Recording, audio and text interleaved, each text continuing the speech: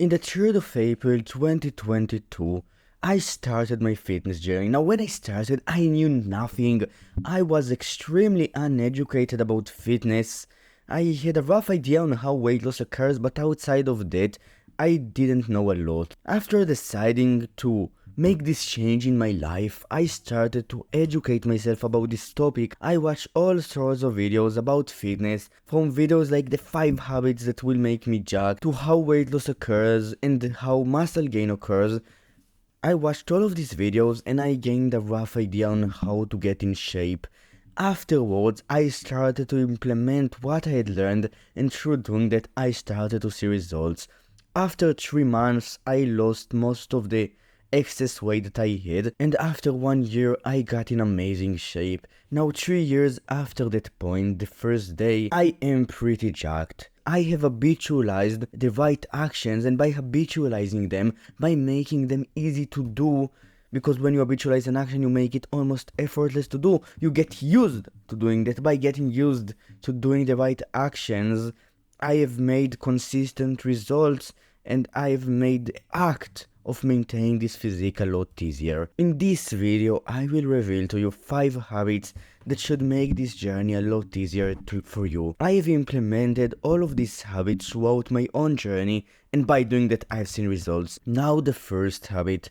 The thing about this habit is that it's not an active action that you go and do, like drinking water or training.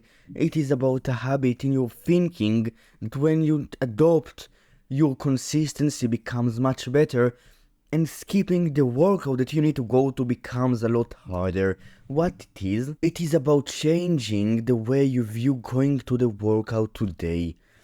So a lot of people, most people who just have a really hard time going to the workout, who does not really like to work out and see it as a hurdle, and because of that skip some of their workouts, they have this thing in mind that pretty much makes consistently going to the gym much harder. When they need to go to that workout, they don't think about the next action that they need to do in order to get to the gym. They think about the hardest part of the workout, and they see it as the thing that they need to endure.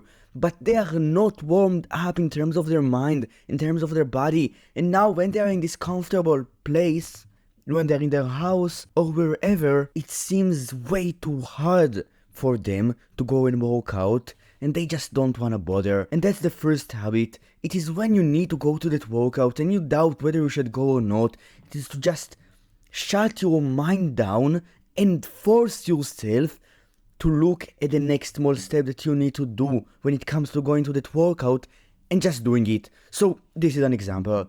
If you, let's say leg day, right? We all love leg days. Let's say that I, right, have a leg day today that I don't really want to go to. This habit is about, instead of habitualizing looking at the workout, at the leg day, the squat that I'm going to do, and the deadlifts, fucking the hard deadlifts that I'm going to do, and now I'm going to be breathless afterwards, it is to instead look at the next small action that I need to do in order to get to the gym. So it is not only to force my mind to stop with these cop-outs to why I should not go, but with it, to force my body to go and do the next action that will get me closer to my workout. And then after eating that food and making it, it is going and taking the first step out of my house, taking the gym bag and just going to the gym, walking to there or driving there. And then in the gym, it is about going to the locker, putting the stuff in there, taking my water bottle and shit like that, and just going and training. And that's the first thing that I want you to habitualize that will make you jacked. Now the second thing, I will go over it quickly. It is about drinking water before a meal. So it is not really about building more muscle, it is more about losing weight. So if you don't want to lose weight, then don't really do it, because it is a very effective method for reducing your daily calorie intake, and it works because when your stomach is full of water, you feel less hunger as a result usually. And the second reason is because some of the cravings that we have for food are actually cravings for water, dehydration, right? So when drinking water, we rehydrate, and we also fill our stomach with fluids, which by extension cause us to eat less. There was a study that compared two groups. One drank water before a meal and the second one didn't. The group that did in fact drank a cup of water or 500 milliliters of water before a meal, did in fact lose more weight than the other group. Now the third habit, and it is about calorie tracking. There are 3 stages for calorie tracking. The first one is just having a rough estimate of how many calories you eat, and the second one is about tracking your protein and calories with an app, and the third stage is about meticulously tracking your protein and calories and macros in general with an app and meeting your goals. If you are at stage 0 of having no idea to how many calories and protein you eat per day, then having a rough idea of how many calories and protein you eat per day, starting to track it even in your mind might be a very good idea. And if you're in stage 1 going to stage 2 and from stage 2 to stage 3 is a very good idea, because diet plays a massive role in both recovery and weight loss and weight gain in general. And if you want to see more results in the gym, making sure that you hit the right numbers when it comes to your diet is essential and can fucking supercharge your journey. Because think about it, 2 guys, one does not give a fuck about his diet, he doesn't track anything, and because of that he eats, let's say, too many calories and too little protein. The second guy, so both want to lose weight, the second guy, he tracks his calories and protein, he eats based on his goal, so he loses weight and he also eats enough protein on a day-to-day basis. Who will make more results? Of course the second one, it's fucking obvious. And that's the thing, when you have no idea to how many calories and protein you eat, you might not meet the right numbers, and because of that you might hinder your results.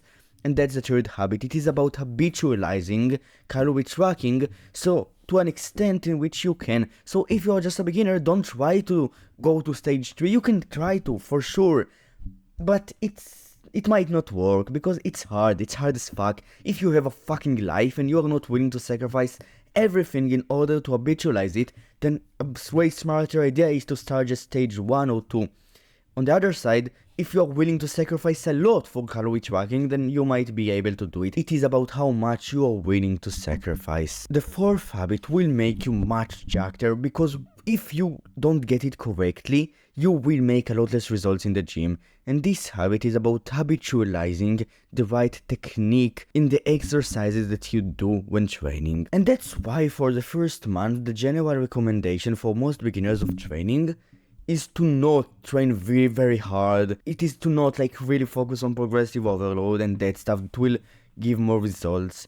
It is because at first it is way smarter to habitualize the right technique habits. And if you are an intermediate lifter or not a beginner in general, then going over your technique, filming yourself in the gym and making sure that your technique is good is a very smart idea because of 2 reasons. The first one is that if you target, let's say, a not that very strong muscle group, let's say with bench press, you target your shoulders, your front delts more than your chest, so your movement pattern is going from targeting your chest and then you put all of that weight, the tension on your front delts. This might cause an injury in the future, so you want to avoid this because it can cause injury. So let's say you lift the exercise with a really heavy load, and during it you put all of that load on a muscle that cannot really lift it, that is not that strong. Because of that you might, in some day you might feel a bit weaker than usual, you might even have a worse technique, and because of that you will lift that weight, you will put it a bit too much on the shoulder and you will get injured.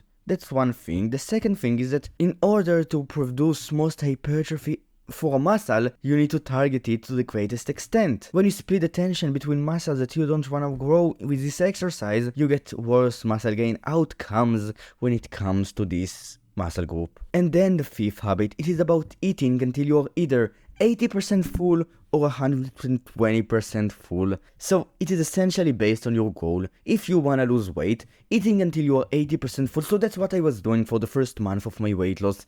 I still tracked calories. I had a rough estimate of them in mind. I was in stage 1 of calorie tracking. I was also walking more and moving more in general. I was eating less, I was eating lower calorie dense foods in general. But one of the things that really caused me to lose a lot of weight was eating until I was 80% full.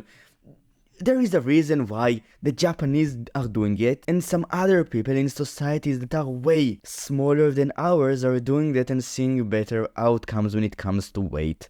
It works. And the opposite of that is eating until you're 120% full. That's if you wanna bulk. So if you wanna bulk, eat more than you burn. Essentially, you wanna eat more than your hunger tells you to. That's what 120% full means. On the contrary, if you wanna lose weight, you should eat a bit less than your hunger tells you to.